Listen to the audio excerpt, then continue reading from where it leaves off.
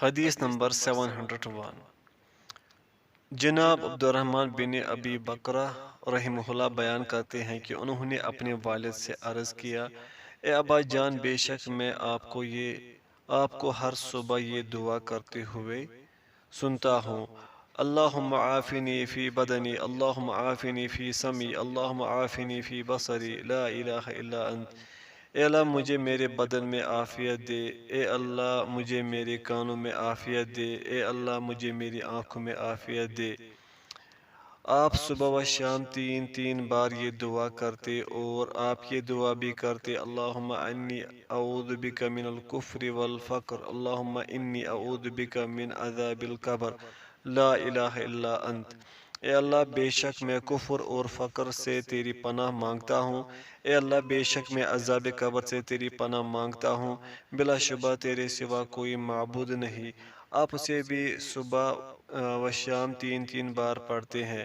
فرمایا، ہاں میرے بیٹے، میں نے نبی صلی اللہ علیہ وسلم کو یہ کلمات کہتے ہوئے سنا ہے اور میں آپ کی سنت پر عمل کرنا پسند کرتا ہوں۔ پھر کہا، رسول اللہ صلی اللہ علیہ وسلم نے فرمایا، بے چینی میں مبتلا شخص کی یہ دعا ہے، اللہم رحمتک ارجو فلا تکلنی الی نفسی طرفت عین واصلح لی شأنی کلہ لا الہ الا انت۔ اے اللہ میں تیری رحمت کی امید رکھتا ہوں، لہذا پلک جھپکنے کے برابر بھی مجھے میرے نفس کے سپرد نہ کرنا اور میرے تمام امور کو درست فرما دے، تیرے سوا کوئی معبود نہیں۔ یہ روایت حسن ہے۔ حدیث نمبر 702۔ سیدنا ابن عباس رضی اللہ عنہما بیان کرتے ہیں کہ نبی صلی اللہ علیہ وسلم بے چینی کے وقت یہ دعا کیا کرتے تھے، لا الہ الا اللہ العظیم الحلیم، لا الہ الا اللہ رب العرش العظیم، لا الہ الا اللہ رب السماوات ورب الارض ورب العرش الکریم، اللہم اصرف شرہ۔ اللہ کے سوا کوئی معبود نہیں جو عظمت والا اور حلم والا ہے، اللہ کے سوا کوئی معبود نہیں جو عرش عظیم کا رب ہے، اللہ کے سوا کوئی معبود نہیں جو آسمانوں کا رب ہے، زمین کا رب ہے اور عرش کریم کا رب ہے۔ اے اللہ اس بے چینی کے شر کو مجھ سے پھیر دے۔ صحیح البخاری و صحیح مسلم۔ باب دعائے استخارہ کا بیان۔ سیدنا حدیث نمبر 703۔ سیدنا جابر رضی اللہ عنہ بیان کرتے ہیں کہ نبی صلی اللہ علیہ وسلم ہمیں معاملات کے بارے میں استخارہ اس طرح سکھاتے تھے جیسے قرآن کی سورت سکھاتے تھے۔ فرمایا کرتے، جب تم میں سے کوئی شخص کسی کام کا ارادہ کرے تو 2 رکعت نماز پڑھے، پھر یہ دعا پڑھے۔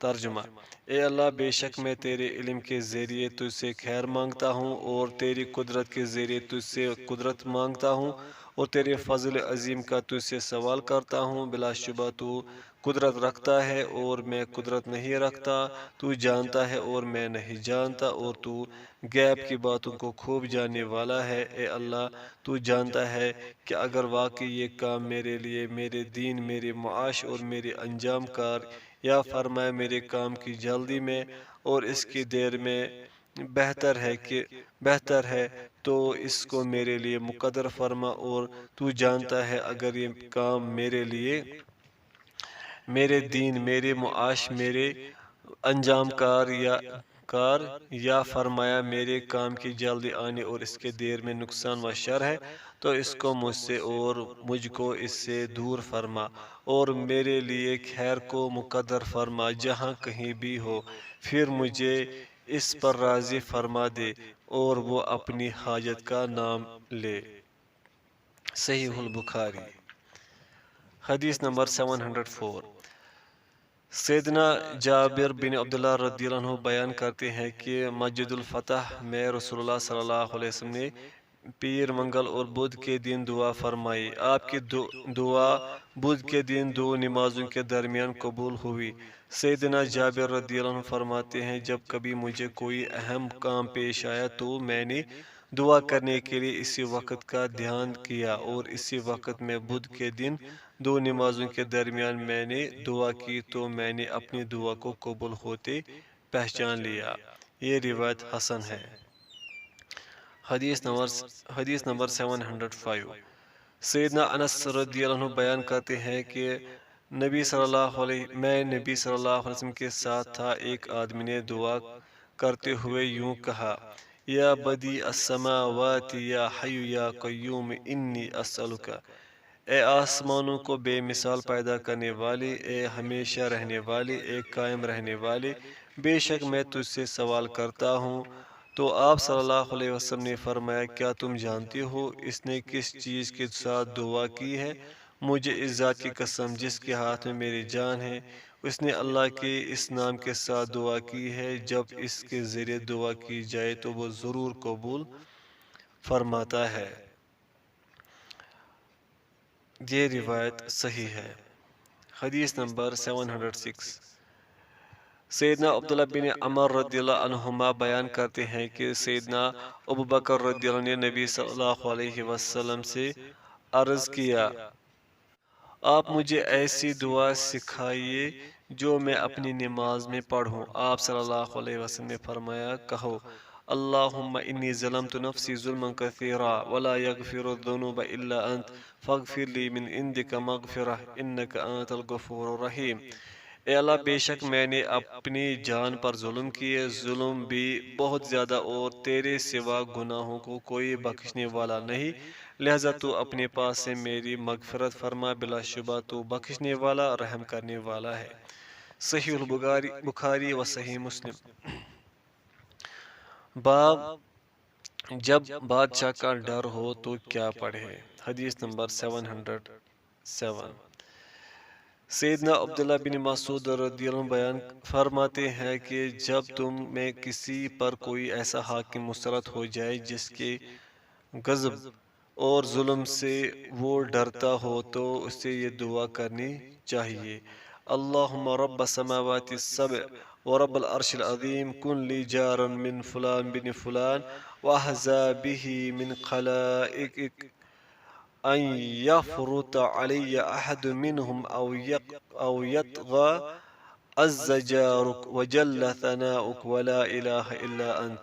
اے اللہ، اے ساتوں آسمانوں کے رب اور عرش عظیم کے رب، تو فلاں بن فلاں سے اور اس کی جماعت سے جو تیری مخلوق میں سے ہے میرا رفیق بن جا، اس بات سے کہ ان میں سے کوئی مجھ پر زیادتی کرے یا سرکشی کرے۔ تیرا رفیق قوی ہوتا ہے، تیری تعریف بڑی ہے اور تیرے سوا کوئی معبود نہیں۔ یہ روایت صحیح ہے۔ حدیث نمبر 708۔ سیدنا ابن عباس رضی اللہ عنہما فرماتے ہیں: جب تو ایسے ہیبت ناک بادشاہ کے پاس آئے جس کے حملے کا تجھے خوف ہو تو یہ دعا کر۔ ترجمہ: اللہ سب سے بڑا ہے، اللہ اپنی ساری مخلوق سے زیادہ قوی ہے، اللہ اس سے بھی زیادہ قوی ہے جس سے میں ڈرتا ہوں اور بچتا ہوں، اور میں اللہ کی پناہ چاہتا ہوں جس کے سوا کوئی معبود نہیں، جو ساتوں آسمانوں کو اس بات سے روکے ہوئے ہے کہ وہ اس کی اجازت کے بغیر ہی زمین پر گر پڑے۔ تیرے فلاں بندے اور اس کے لشکروں اور اس کی پیروی کرنے والوں اور اس کے گروہوں کے شر سے، خواہ جنات میں سے ہوں یا انسانوں میں سے، اے اللہ تو ان کے شر سے میرا رفیق ہو جا۔ تیری تعریف بڑی ہے اور تیرا رفیق قوی ہے اور تیرا نام بابرکت ہے اور تیرے سوا کوئی معبود نہیں۔ 3 مرتبہ یہ دعا پڑھے۔ یہ روایت صحیح ہے۔ حدیث نمبر 709۔ سیدنا ابن عباس رضی اللہ عنہما فرماتے ہیں کہ جس شخص کو کوئی رنج، غم یا کوئی تکلیف پہنچے یا وہ کسی بادشاہ سے خائف ہو تو وہ ان کلمات کے ساتھ دعا کرے، اس کی یہ دعا قبول کی جائے گی۔ ترجمہ: اے اللہ، میں لا الہ الا انت کے ذریعے تجھ سے سوال کرتا ہوں، تو ساتوں آسمانوں کا رب ہے اور عرش عظیم کا رب ہے، اور لا الہ الا انت کے ذریعے تجھ سے سوال کرتا ہوں، تو ساتوں آسمانوں کا رب ہے اور عرش کریم کا رب ہے، اور میں لا الہ الا انت کے ذریعے تجھ سے سوال کرتا ہوں، تو ساتوں آسمانوں اور ساتوں زمینوں کا اور جو کچھ ان میں ہے ان سب کا رب ہے، بلا شبہ تو ہر چیز پر قادر ہے، پھر اپنی حاجت کا سوال کر۔ یہ روایت ضعیف ہے۔ باب دعا مانگنے والے کے لیے جو اجر و ثواب ذخیرہ کیا جاتا ہے۔ حدیث نمبر 710۔ سیدنا ابو سعید خدری رضی اللہ عنہ نبی صلی اللہ علیہ وسلم سے روایت کرتے ہیں، جب کوئی مسلمان ایسی دعا کرتا ہے جس میں نہ گناہ کی بات ہو اور نہ قطع رحمی کی، تو اللہ تعالیٰ اسے تین چیزوں میں سے ایک چیز ضرور عطا فرماتا ہے۔ یا تو اس کی دعا جلد ہی قبول فرما لیتا ہے، یا اس دعا کو اس کے لیے آخرت میں ذخیرہ بنا لیتا ہے، اور یا اس سے اس دعا کے برابر کوئی برائی دور فرما دیتا ہے۔ ایک صحابی نے کہا، پھر تو ہم زیادہ دعائیں کریں گے۔ آپ صلی اللہ علیہ وسلم نے فرمایا، اللہ بھی بہت زیادہ دینے والا ہے۔ یہ روایت صحیح ہے۔ حدیث نمبر 711۔ سیدنا ابو ہریرہ رضی اللہ عنہ بیان کرتے ہیں کہ نبی کریم صلی اللہ علیہ وسلم نے فرمایا، جب کوئی مومن اللہ کی طرف چہرہ پھیر کر اس سے سوال کرتا ہے تو اللہ تعالیٰ اس سے وہی چیز عطا فرما دیتا ہے، یا تو وہ دنیا میں ہی اسے وہ چیز جلد عطا فرما دیتا ہے، یا آخرت میں اس کے لیے ذخیرہ کر لیتا ہے جب تک وہ جلد بازی نہ کرے۔ صحابہ نے عرض کیا، اے اللہ کے رسول، جلد بازی کیا ہے؟ آپ صلی اللہ علیہ وسلم نے فرمایا، وہ یہ کہنے لگے کہ میں نے دعا کی لیکن میں اسے اپنے حق میں قبول ہوتا ہوا نہیں دیکھ رہا۔ صحیح البخاری۔ باب دعا کی فضیلت کا بیان۔ حدیث نمبر 712۔ سیدنا ابو ہریرہ رضی اللہ عنہ بیان کرتے ہیں کہ رسول اللہ صلی اللہ علیہ وسلم نے فرمایا، دعا سے بڑھ کر اللہ تعالیٰ کے نزدیک کوئی چیز مکرم نہیں۔ یہ روایت حسن ہے۔ حدیث نمبر 713۔ سیدنا ابو ہریرہ رضی اللہ عنہ بیان کرتے ہیں کہ نبی کریم صلی اللہ علیہ وسلم نے فرمایا، سب سے زیادہ شرف والی عبادت دعا ہے۔ یہ روایت ضعیف ہے۔ حدیث نمبر 714۔ سیدنا نعمان بن بشیر رضی اللہ عنہ بیان کرتے ہیں کہ نبی صلی اللہ علیہ وسلم نے فرمایا، بے شک دعا ہی عبادت ہے۔ پھر آپ صلی اللہ علیہ وسلم نے یہ آیت پڑھی، تم مجھ سے دعا کرو میں تمہاری دعا قبول کروں گا۔ یہ روایت صحیح ہے۔ حدیث نمبر 715۔ سیدہ عائشہ رضی اللہ عنہا بیان کرتی ہیں کہ نبی صلی اللہ علیہ وسلم سے پوچھا گیا کہ کون سی عبادت افضل ہے؟ آپ صلی اللہ علیہ وسلم نے فرمایا، آدمی کا اپنے لیے دعا کرنا۔ یہ روایت ضعیف ہے۔ حدیث نمبر 716۔ سیدنا معقل بن یسار رضی اللہ عنہ بیان کرتے ہیں کہ میں سیدنا ابو بکر صدیق رضی اللہ عنہ کے ساتھ نبی صلی اللہ علیہ وسلم کی خدمت میں حاضر ہوا۔ آپ صلی اللہ علیہ وسلم نے فرمایا، اے ابو بکر، شرک تم لوگوں میں چونٹی کی چال سے بھی زیادہ پوشیدہ ہے۔ ابو بکر رضی اللہ عنہ نے عرض کیا، کیا اللہ کے ساتھ کسی کو شریک ٹھہرانے کے علاوہ بھی کوئی شرک ہوتا ہے؟ تو نبی صلی اللہ علیہ وسلم نے فرمایا، مجھے اس ذات کی قسم جس کے ہاتھ میں میری جان ہے، شرک چونٹی کی چال سے بھی زیادہ پوشیدہ ہوتا ہے۔ کیا میں تمہیں ایسی چیز نہ بتاؤں کہ جب تم اسے پڑھ لو گے تو تھوڑا یا زیادہ شرک تم سے جاتا رہے گا؟ آپ صلی اللہ علیہ وسلم نے فرمایا، کہو، اللہم انی اعوذ بک ان اشرک بک وانا اعلم واستغفرک لما لا اعلم۔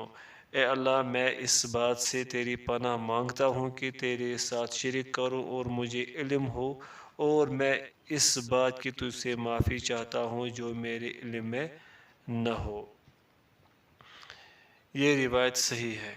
باب ہوا آندھی کے وقت کی دعا۔ حدیث نمبر 717۔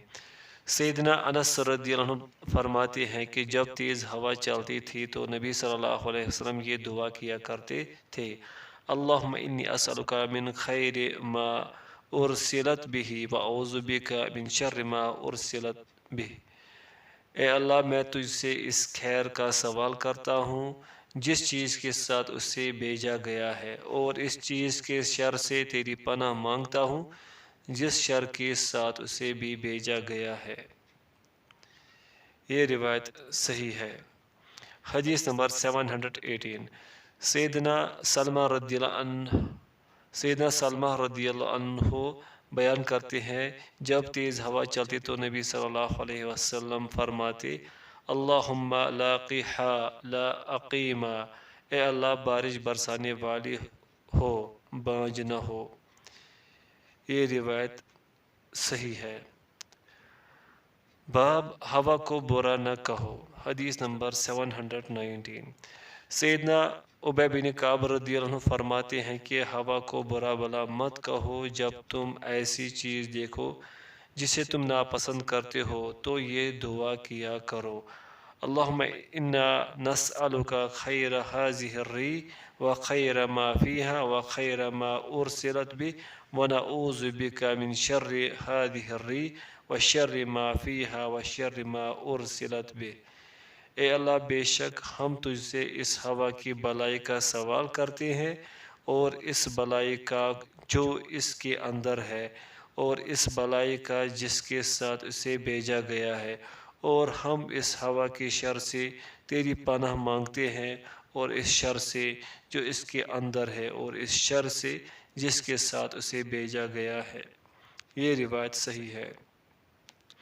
حدیث نمبر 720، سیدنا ابو ہریرہ رضی اللہ عنہ بیان کرتے ہیں کہ رسول اللہ صلی اللہ علیہ وسلم نے فرمایا، ہوا اللہ تعالیٰ کی رحمت سے ہے، یہ رحمت اور عذاب کے ساتھ آتی ہے، لہذا اسے برا نہ کہو بلکہ اللہ تعالیٰ سے اس کی بلائی کا سوال کرو اور اس کے شر سے اللہ تعالیٰ کی پناہ مانگو۔ یہ روایت صحیح ہے۔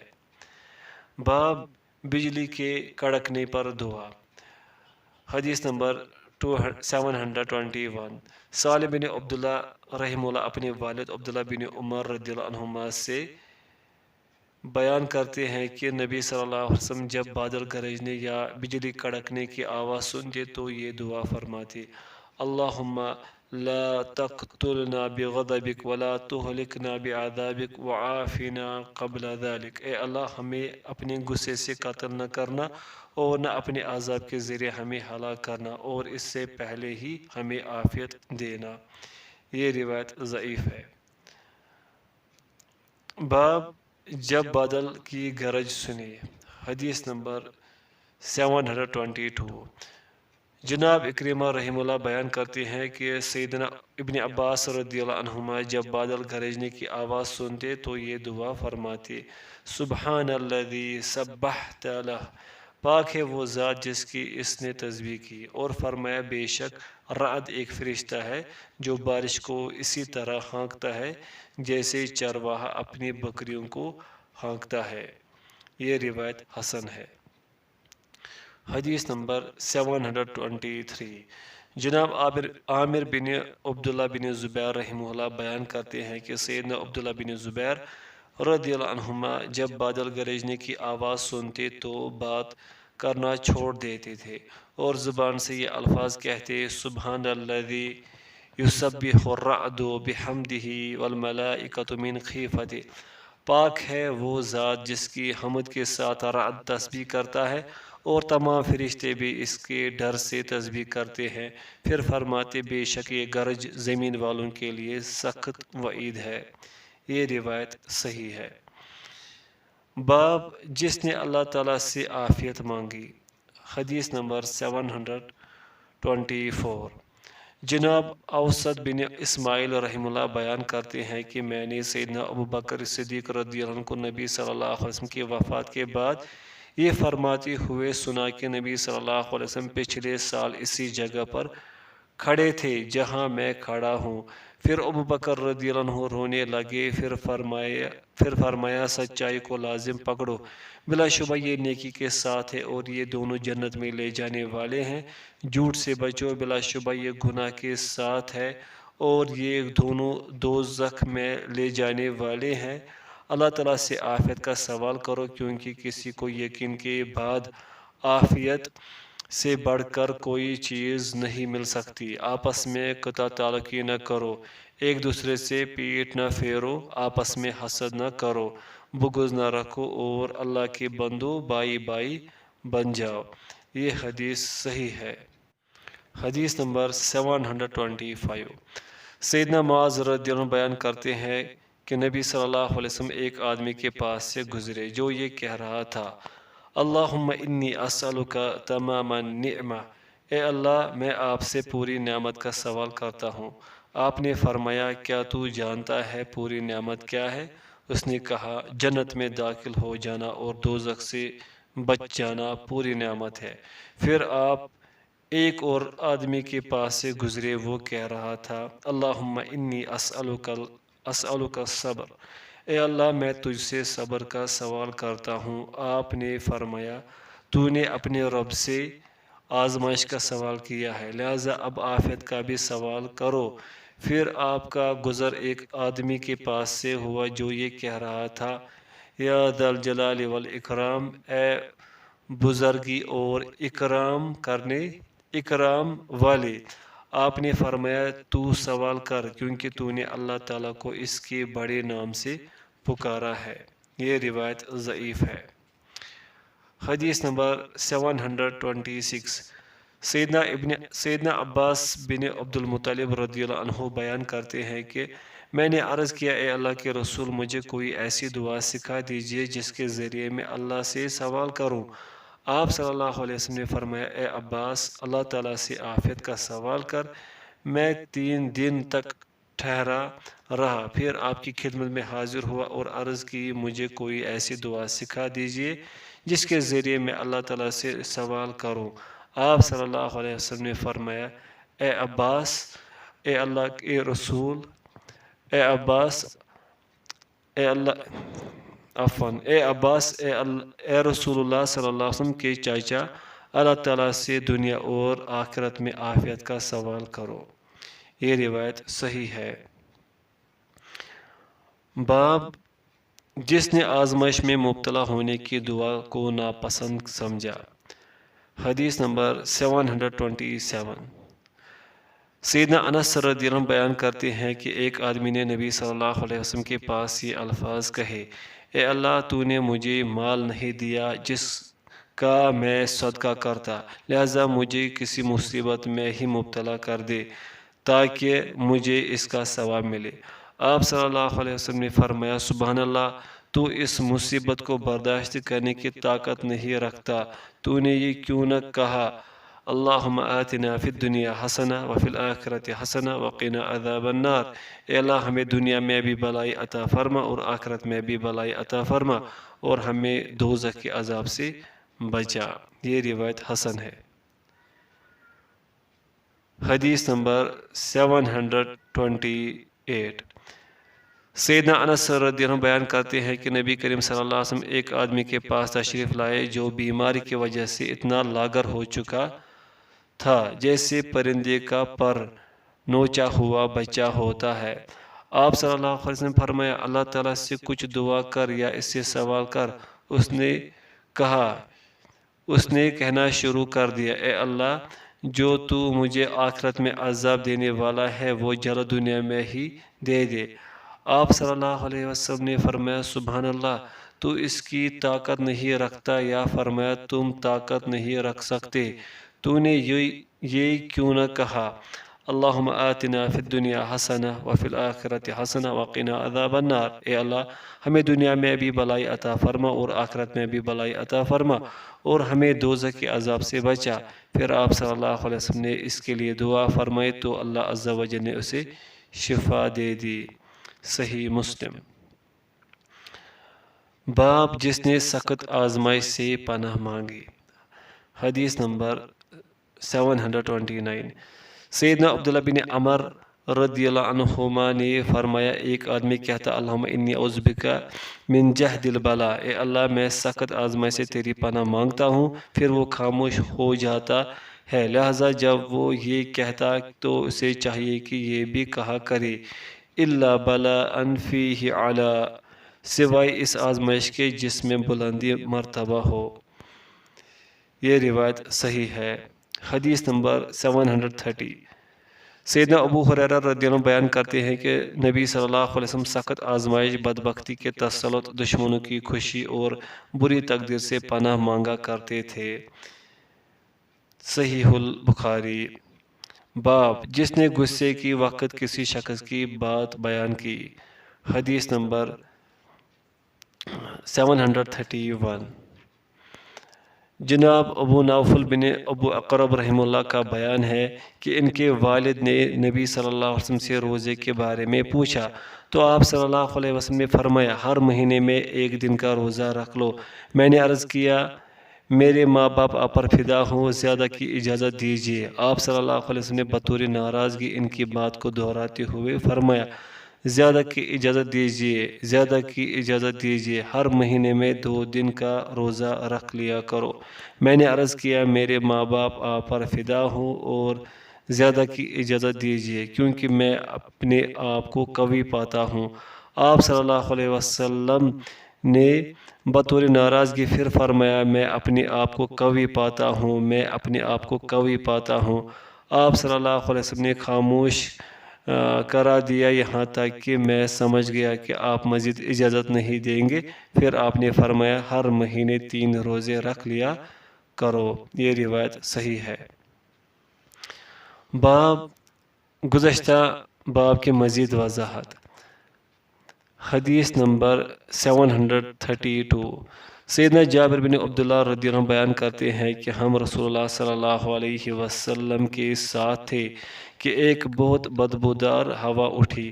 آپ صلی اللہ علیہ وسلم نے فرمایا کیا تم جانتے ہو یہ کیا ہے؟ یہ ان لوگوں کی بدبو دار ہوا ہے جو ایمان والوں کی غیبت کرتے ہیں۔ یہ روایت حسن ہے۔ حدیث نمبر 733، سیدنا جابر رضی اللہ عنہ بیان کرتے ہیں کہ رسول اللہ صلی اللہ علیہ وسلم کے دور میں ایک بدبودار ہوا چلی تو رسول اللہ صلی اللہ علیہ وسلم نے فرمایا بے شک منافقوں میں سے کچھ لوگ نے کچھ مسلمانوں کی غیبت کی ہے، اسی لیے یہ بدبودار ہوا بھیجی گئی۔ یہ روایت حسن ہے۔ حدیث نمبر 734، جناب قاسم بن عبد الرحمن شامی رحمہ اللہ بیان کرتے ہیں کہ میں نے سیدنا ابن ام عبد رضی اللہ عنہ کو یہ فرماتے ہوئے سنا جس شخص کے پاس کسی مومن کی غیبت کی جائے وہ اس مومن کی مدد کرے، یعنی اس کی غیبت کو رد کر دے، اللہ تعالیٰ اسے دنیا و آخرت میں اچھا بدلہ دے گا۔ لیکن جس شخص کے پاس کسی مومن کی غیبت کی جائے اور وہ اس کی مدد نہ کرے تو اللہ تعالیٰ اسے دنیا و آخرت میں برا بدلہ دے گا۔ کسی آدمی نے مومن کی غیبت سے بڑھ کر کوئی برا لقمہ نہیں کھایا۔ اگر اس نے اس کے بارے میں وہ بات کہی جو وہ جانتا ہے تو یقیناً اس نے اس کی غیبت کی، اور اگر اس نے اس کے بارے میں وہ بات کہی جس کو وہ نہیں جانتا تو یقیناً اس نے بہتان لگایا۔ یہ روایت صحیح ہے۔ باب غیبت کے متعلق اللہ عز و جل کا فرمان، کوئی کسی کی غیبت نہ کرے۔ حدیث نمبر 735، سیدنا جابر بن عبداللہ رضی اللہ عنہما بیان کرتے ہیں کہ ہم رسول اللہ صلی اللہ علیہ وسلم کے ساتھ تھے، آپ 2 قبروں پر تشریف لائے، ان دونوں قبر والوں کو عذاب ہو رہا تھا تو آپ صلی اللہ علیہ وسلم نے فرمایا بے شک ان دونوں کو کسی بڑے گناہ کی وجہ سے عذاب نہیں دیا جا رہا ہے، ہاں لیکن ان میں سے ایک لوگوں کی غیبت کیا کرتا تھا اور دوسرا پیشاب سے نہیں بچتا تھا۔ پھر آپ نے کھجور کی 1-2 تازہ ٹہنیاں منگوائی، انہیں توڑا، پھر ہر ایک ٹکڑے کے متعلق حکم فرمایا، چنانچہ انہیں قبر پر گاڑ دیا گیا۔ پھر رسول اللہ صلی اللہ علیہ وسلم نے فرمایا بلا شبہ ان دونوں سے عذاب کو ہلکا کر دیا جائے گا جب تک یہ دونوں ٹہنیاں تازہ رہیں گی، یا یوں فرمایا کہ جب تک خشک نہ ہوں گی۔ یہ روایت صحیح ہے۔ حدیث نمبر 736، جناب قیس رحمہ اللہ بیان کرتے ہیں کہ سیدنا عمر بن عاص رضی اللہ عنہما اپنے چند دوستوں کے ہمراہ جا رہے تھے کہ ان کا گزر ایک کھچر کے پاس سے ہوا جو مر کر پھول چکا تھا۔ آپ صلی اللہ علیہ وسلم نے فرمایا، اللہ کی قسم اگر تم میں سے کوئی اس مردہ کھچر سے پیٹ بھر کر کھا لے تو یہ اس کے لیے اس سے کہیں بہتر ہے کہ وہ کسی مسلمان کا گوشت کھائے۔ یہ روایت صحیح ہے۔ باب میت کی غیبت کرنا کیسا ہے؟ حدیث نمبر 737۔ سیدنا ابو ہریرہ رضی اللہ عنہ بیان کرتے ہیں کہ سیدنا ماعز بن مالک اسلمی رضی اللہ عنہ بار بار نبی صلی اللہ علیہ وسلم کے پاس آئے تو نبی صلی اللہ علیہ وسلم نے اسے چوتھی مرتبہ اقرار کرنے پر رجم کر دیا۔ پھر رسول اللہ صلی اللہ علیہ وسلم اپنے چند اصحاب کے ساتھ اس کے پاس سے گزرے۔ ان اصحاب میں سے دو آدمی نے کہا، یہ خائن کئی مرتبہ نبی صلی اللہ علیہ وسلم کے پاس آیا۔ آپ صلی اللہ علیہ وسلم اسے ہر مرتبہ لوٹاتے رہے یہاں تک کہ کتے کی طرح مار ڈالا گیا۔ نبی کریم صلی اللہ علیہ وسلم خاموش رہے یہاں تک کہ ایک مردہ گدھے کے پاس سے آپ صلی اللہ علیہ وسلم کا گزر ہوا جس کی ٹانگ اوپر اٹھی ہوئی تھی۔ آپ صلی اللہ علیہ وسلم نے فرمایا، اس مردار میں سے کھاؤ۔ انہوں نے عرض کیا، اے اللہ کے رسول، کیا اس مردہ گدھے سے؟ آپ صلی اللہ علیہ وسلم نے فرمایا، جو تم نے ابھی اپنے بھائی کی غیبت کی ہے وہ اس مردار کو کھانے سے بھی زیادہ سخت ہے۔ اس ذات کی قسم جس کے ہاتھ میں محمد صلی اللہ علیہ وسلم کی جان ہے، بلا شبہ وہ ماعز رضی اللہ عنہ جنت کی نہروں میں سے ایک نہر میں غوطہ مار رہا ہے۔ یہ روایت ضعیف ہے۔ باب جس نے بچے کے سر پر اس کے باپ کی موجودگی میں ہاتھ پھیرا اور برکت کی دعا کی۔ حدیث نمبر 738۔ جناب عبادہ بن ولید بن عبادہ بن صامت رحمہ اللہ بیان کرتے ہیں کہ میں نے اپنے والد ولید بن عبادہ بن صامت رحمہ اللہ کے ساتھ باہر نکلا اور میں اس وقت نوجوان لڑکا تھا۔ ہم ایک بزرگ سے ملے، ان پر ایک چادر تھی اور معافری کپڑے تھے اور ان کے غلام پر بھی ایک چادر اور اسی طرح کے معافری کپڑے تھے۔ میں نے عرض کیا، اے چاچا جان، آپ کو کس چیز نے منع کیا کہ آپ اپنے غلام کو یہ دھاری دار چادر دے دیتے اور اس سے دوسری چادر لے لیتے؟ اس طرح آپ کے پاس دو اچھی ایک طرح کی چادریں ہو جاتی اور اس پر ایک دھاری دار چادر ہو جاتی۔ اس بات پر وہ میرے والد کی طرح متوجہ ہوئے اور فرمائے، یہ تیرا بیٹا ہے؟ انہوں نے کہا، ہاں۔ عبادہ بن ولید رحمہ اللہ فرماتے، اس بزرگ نے میرے سر پر ہاتھ پھیرا اور فرمایا، اللہ تعالیٰ تجھے برکت دے۔ میں گواہی دیتا ہوں کہ میں نے رسول اللہ صلی اللہ علیہ وسلم کو یہ فرماتے ہوئے سنا ہے، ان غلاموں کو وہی کھلاؤ جو تم کھاتے ہو اور وہی پہناؤ جو تم پہنتے ہو۔ اے میرے بھتیجے، دنیا کے سامان کا میرے ہاتھوں سے چلا جانا مجھے اس بات سے زیادہ محبوب ہے کہ آخرت کے سامان سے کچھ جاتا رہے۔ میں نے عرض کیا، اے ابا جان، یہ بزرگ کون ہے؟ انہوں نے فرمایا، ابو یاسر بن عمر رضی اللہ عنہ ہے۔ صحیح مسلم۔ باب اہل اسلام کی باہمی بے تکلفی۔ حدیث نمبر 739۔ جناب محمد بن زیاد رحمہ اللہ فرماتے ہیں کہ میں نے سلف صالحین کا زمانہ پایا۔ وہ لوگ ایک ہی حویلی میں اپنے اہل و عیال کے ساتھ رہا کرتے تھے۔ جب ان میں سے کسی کے ہاں مہمان آ جاتا اور ان میں سے کسی کی ہانڈی آگ پر ہوتی تو میزبان اسے اپنے مہمان کے لیے لے جاتا۔ اب جو ہانڈی والا تلاش کرتا تو اپنی ہانڈی کو غائب پاتا۔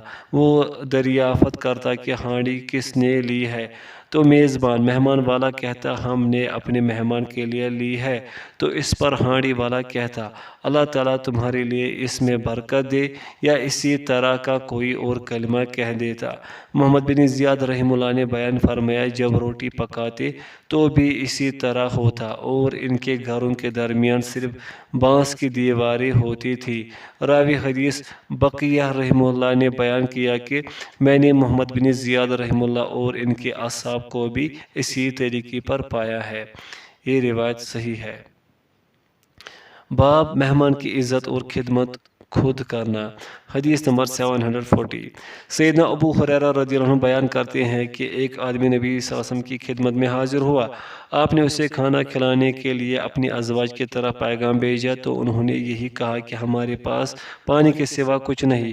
نبی صلی اللہ علیہ وسلم نے صحابہ کرام سے فرمایا کون اس کی ضیافت کرے گا؟ تو انصار میں سے ایک آدمی نے عرض کیا میں ضیافت کروں گا۔ چنانچہ وہ اسے لے کر اپنی اہلیہ کے پاس آیا اور کہا کہ رسول اللہ کے مہمان کا اکرام کرو۔ اس نے جواب دیا کہ بچوں کے کھانے کے علاوہ ہمارے پاس کچھ نہیں ہے۔ اس صحابی نے کہا کھانا تیار کر اور چراغ درست کر، اور جب بچے رات کا کھانا مانگے تو انہیں سلا دینا۔ چنانچہ اس نے کھانا تیار کیا اور چراغ کو درست کیا اور بچوں کو سلا دیا۔ پھر چراغ ٹھیک کرنے کے بہانے کھڑی ہوئی اور اسے بجھا دیا، اور مہمان کو ایسے لگ رہا تھا کہ جیسے وہ دونوں بھی کھا رہے ہیں۔ یوں دونوں نے بھوکے رات گزار دی۔ جب صبح ہوئی تو وہ صحابی رسول اللہ صلی اللہ علیہ وسلم کی خدمت میں آئے تو آپ صلی اللہ علیہ وسلم نے فرمایا اللہ تعالیٰ تم دونوں کے عمل سے ہنس پڑا، یا فرمایا کہ تم دونوں کے عمل کو پسند فرمایا، اور اللہ نے یہ آیت نازل فرمائی وَيُؤْثِرُونَ عَلَىٰ أَنفُسِهِمْ وَلَوْ كَانَ بِهِمْ خَصَاصَةٌ وَمَنْ يُوقَ شُحَّ نَفْسِهِ فَأُولَٰئِكَ هُمُ الْمُفْلِحُونَ۔ اور وہ اپنی جانوں پر دوسروں کو ترجیح دیتے ہیں اگرچہ اسے فاقہ ہی کیوں نہ کرنا پڑے، اور جو شخص اپنے نفس کی کنجوسی سے بچا لیا گیا سو یہی لوگ کامیاب ہونے والے ہیں۔ صحیح البخاری و صحیح مسلم۔